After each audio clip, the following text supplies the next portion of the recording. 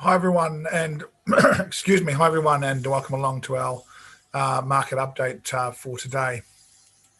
It's uh, it's great to have your company. Hi everyone, and excuse me. Hi everyone, and welcome along. My name's Paul Botchell, and I'm just going to get the Forex Factory news up, and we'll go through Forex Factory news for you guys straight away, and get into market analysis soon after. Welcome to today. Today's the 13th of October. It's Tuesday. Quiet news day again today with some Orange news. Always keep an eye on Reserve Bank Governor speaking. We've got Bank of England Governor Bailey speaking early today. Reasonably quiet today. And again, we're talking Singapore times here. Reasonably quiet again tomorrow before we get Reserve Bank of Australia Governor Lowe speaking, and followed by Australian employment change and employment rate. Big numbers in today's world. The Australian numbers have held up pretty well compared to others in the world. We'll watch those with some interest as we go through the week. And then US dollar core retail sales month on month, and retail sales month on month to bring up the week. Not a massive week of work, and we've got bank holidays today yesterday in the US and Canada. Looking into the charts now, it's been a couple of days since we've done a chart review. I do apologise for that. We will be back daily from today.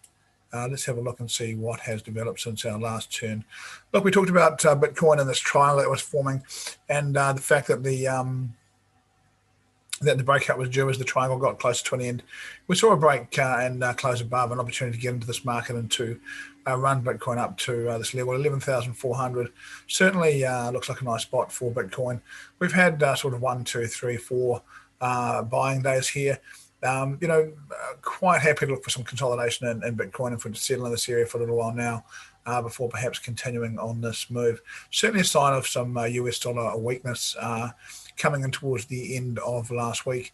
The Nasdaq, again, we talked about the double bottom, the higher high, the pullback, and this sort of range forming this low.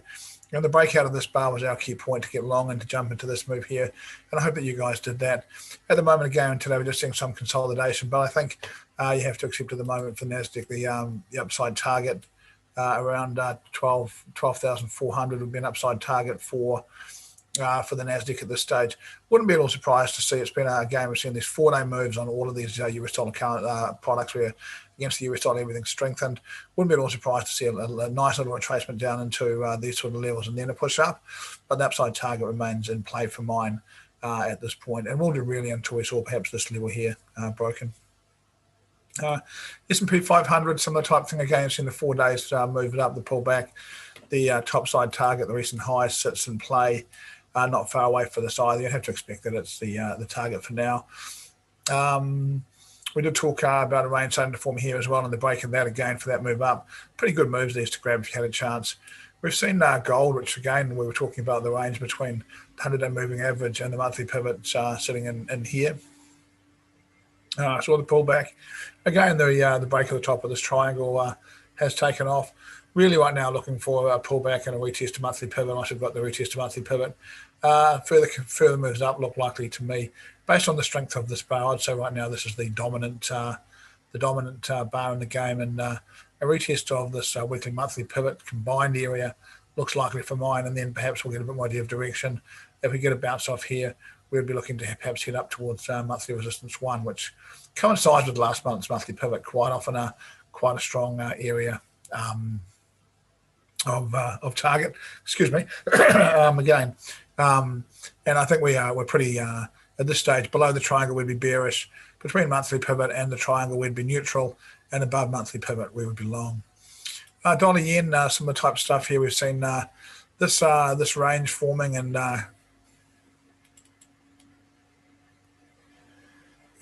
continuing. Just sort of sitting right on the. We'll put it here for safety. Just sort of sitting towards the bottom of the range. We have been talking about just playing this range for now, and those that did that should have had a pretty good couple of days as we bounced off the top and pulled back to the bottom. And again, right now I'll look for signs of reversal here and just to play back up into this area here. XTI, again, I think we talked about this last time we were on really clearly that we'd seen this. I think recently we've talked about coming from the top of this range to the bottom of this range. We talked about going from the bottom of this range to the top of this range, from the top of this range to the bottom of this range, and from the bottom of this range to the top of this range. Seen a reversal bar, and right now we'll look to play the move back down towards the bottom of the range as oil seems to sit into this gap. this gap from earlier in the year. Euro has come back into this range now. We talked about this range earlier and the fact that around this level, we were really looking forward if it could have pulled a lower high here and broken down.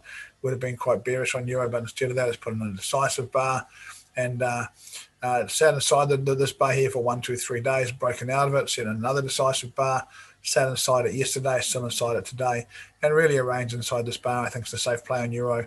And a breakout and a close on either side on a 4-hour chart would bring the top or the bottom of the range sharply into focus as a target. Last time we were up, we were talking about the Aussie dollar having been affected by the Reserve Bank of Australia decision and said that it would go back to monthly pivot, which it has. We'll watch the Aussie with some interest. We'll watch the Aussie with some interest at the moment as it hangs around this monthly pivot, weekly pivot level. It's always quite a strong, when they're together, it's always quite a strong magnet for price. We have broken and pulled back. We're now looking to close below. One of these interesting charts for mine, there's a high, there's a higher low, there's a higher high, higher low forming. That is a very bullish pattern. But in the bigger picture, we've got the low, got the high, the low, the lower high, the lower low, the lower high. And if you're trading that, then you'd say right now we're quite bearish. It does look a little bit dominant to me at the moment, and really we just need to be patient and let this play out. I would suggest that if we had this line on through here, if we started to get below that, I'd be a lot more confirmed short. And around this area, in the meantime, we'd look for a bounce and a continuation of this what could well end up being a long-term flag pattern. I'll be back tomorrow to talk about market analysts, and do a news overview for you guys. I'll see you guys then. Until then, remember, guys, make good decisions. Trade them based on what you see and not what you feel at any particular moment.